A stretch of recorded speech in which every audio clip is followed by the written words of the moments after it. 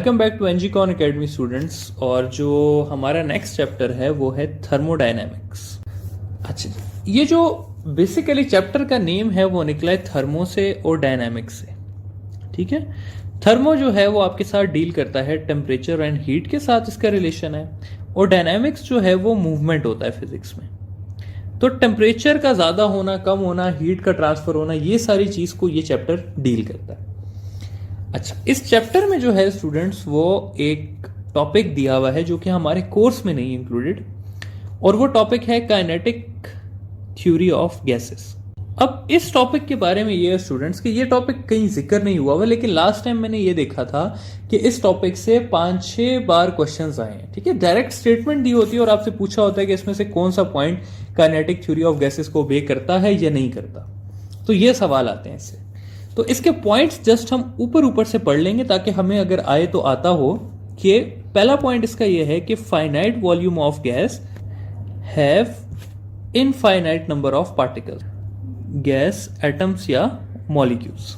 ठीक है, सेकंड इसका पॉइंट है कि size of molecules is much smaller या is much small than gap या डिस्टेंस बिटवीन देम। इसका मतलब क्या है? इसका यह मतलब है स्टूडेंट्स कि अगर मैं दो गैस मॉलिक्यूल्स को ले लूं, ये और ये, तो इन गैस के मॉलिक्यूल्स का साइज काफी छोटा है as compare to the distance between them. ठीक है, तो ये देखिए डिस्टेंस इतना बड़ा है और मॉलिक्यूल्स का अपना साइज बहुत छोटा है। तो ये इसका दूसरा पॉइंट है।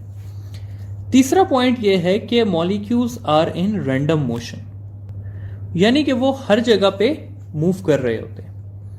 फिर फोर्थ पॉइंट इसका यह है कि collision between molecules is 100% elastic, यानी कि जो गैस मॉलिक्यूल्स आपस में कोलाइड करते हैं वो 100% इलास्टिक कोलिजन होती है।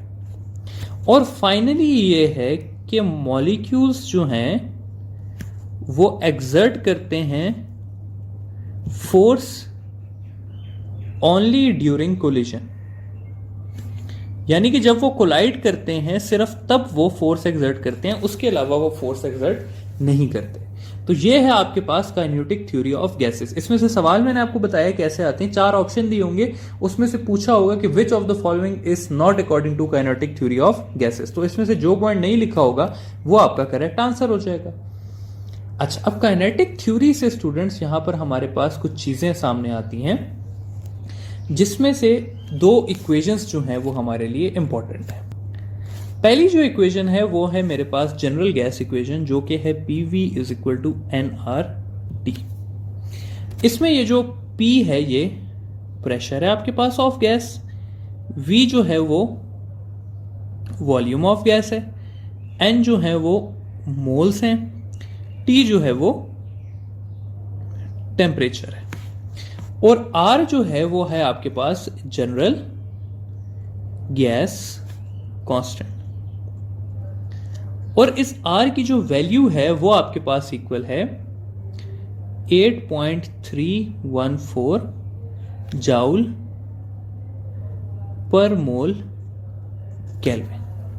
ठीक है, तो ये बात आप लोगों ने याद रखनी है कि ये सारी चीजें जो हैं ये आइडियल गैस की, ये मैं आप लोगों को बताना भूल गया था। ये kinetic theory of gases is valid for ideal. ठीक है, आइडियल गैसेस। तो ये है आपके पास एक इक्वेशन। दूसरी इक्वेशन आपके पास किस तरह से आती है वो भी जरा सा देख लें। दूसरी इक्वेशन आपके पास है PV is equal to N की जगह मैं लिख सकता हूं N/NA, जहां ये आपके पास एवोगाड्रो नंबर है, और मैं लिख सकता हूं RT। तो इस R/NA की जगह मैं K लिख देता हूं, तो ये बन जाएगा NKT।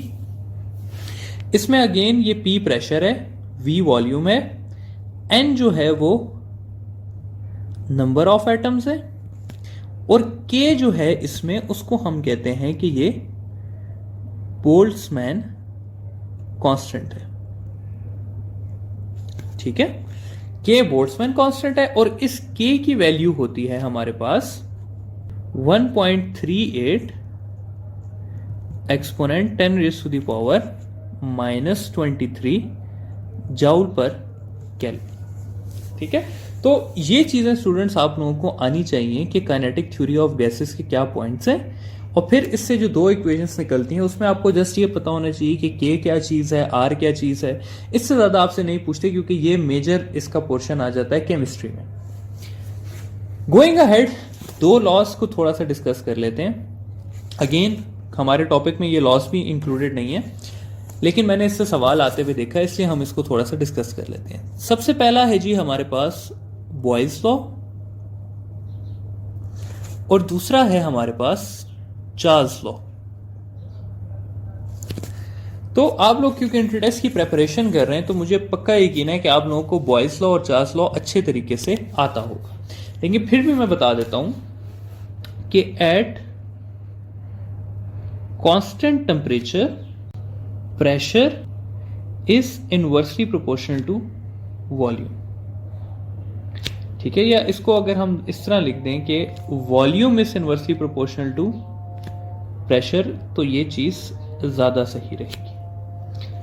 और चार्ल्स लॉ कहता है कि at constant pressure volume is directly proportional to temperature. अगर मैं मैथमेटिकली लिखना चाहूं तो मैं इसको इस तरह से लिख सकता हूं कि एक आइसोथर्मल प्रोसेस में V और P जो है वो इनवर्सली प्रोपोर्शनल है, या मैं इसको ऐसे भी लिख सकता हूं कि V1 P1 is equal to V2 P2, जिसमें ये V1 और P1 आपके पास इनिशियल प्रेशर और वॉल्यूम्स हैं, और V2 और P2 जो है वो आपके पास फाइनल प्रेशर और वॉल्यूम्स है। फिर अगर चार्ल्स लॉ की बात की जाए तो इसको मैं लिख सकता हूं कि आइसोबारिक प्रोसेस में वॉल्यूम और टेम्परेचर डायरेक्टली प्रोपोर्शनल है, या मैं इसको इस तरह से लिख सकता हूं कि V1/T1 is equal to V2/T2, जहां ये आपके पास इनिशियल वॉल्यूम और टेम्परेचर है और ये आपके पास फाइनल वॉल्यूम और टेम्परेचर है।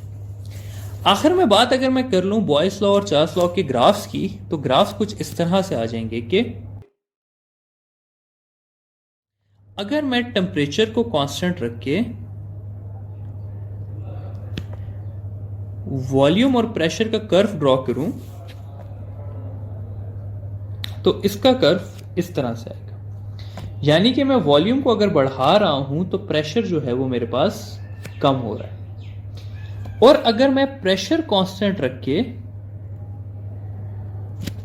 टेम्परेचर और वॉल्यूम का कर्व बनाऊं तो इसका कर्व ऐसे स्ट्रेट लाइन आएगा, यानी कि अगर मैं टेम्परेचर को बढ़ा रहा हूं तो वॉल्यूम भी क्या हो रही है, बढ़ रही है। ठीक है, तो ये है मेरे पास बॉयल्स लॉ, चार्ल्स लॉ और साथ ही काइनेटिक थ्योरी ऑफ गैसेस।